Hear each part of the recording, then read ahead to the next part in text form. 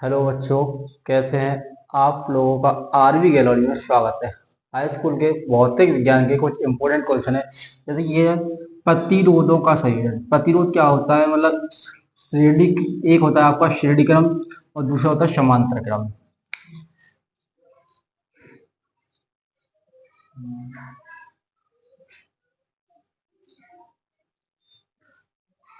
श्रेणी क्रम में क्या है?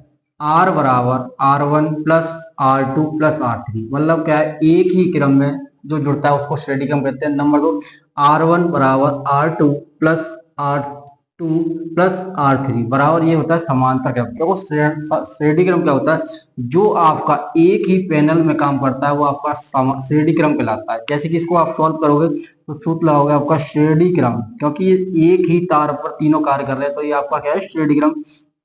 तो श्रेणी क्रम का सूत्र लगाओ। श्रेणी क्रम बराबर होता है आपका आर बराबर, आर आपका होता है प्रतिरोध। आर बराबर आपको दिया है, देखो R1 R2 R3, तो कैसे लिखोगे? R1 प्लस R2 इतना हो गया। उसके बाद प्लस फिर R3। जितनी बार आपको दिया होगा उतना आप जोड़ चले जाओगे। तो कैसे लिखोगे? R1 की वैल्यू आपका 3 दिया है, प्लस 4 ओम प्लस 5 ओम। अब इन तीनों को जोड़ोगे तो कितना होता है आपका? 3 और 4 7, 7 5 12, यानी कि आर बराबर आपका आएगा 12 ओम। ये हो गया आपका श्रेणी क्रम। दूसरा देखो क्या बना हुआ है हमारा डायग्राम, कि दूसरा बना है कि जब आमने सामने की रेखाएं समांतर होती है तो समांतर क्रम कहलाता है। तो देखो इसके जो समांतर है वो एक दूसरे के विपरीत लगे हुए हैं, तो क्या है ये? समांतर क्रम का सूत्र है R1 बराबर R1 plus R2 plus R3। आप देखो इसमें दो ही क्रम दिए, तो आप लोग कैसे सॉल्व करोगे? कि समांतर क्रम बराबर होता है आपका R1 बराबर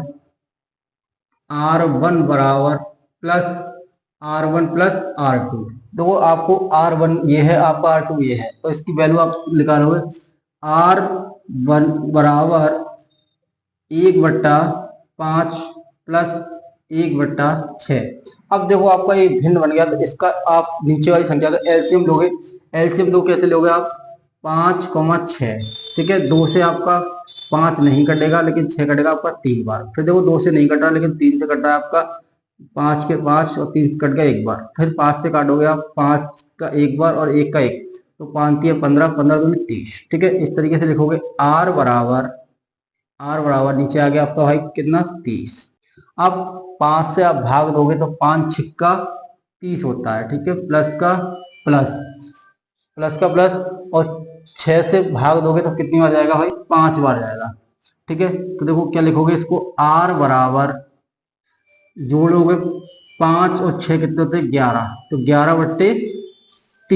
ठीक है, अगर संख्या कट नहीं रही तो अगर पलटोगे तो आपका क्या, कैंची का गुणा करोगे तो 1/R बराबर 11, ये आपका आंसर हो जाएगा।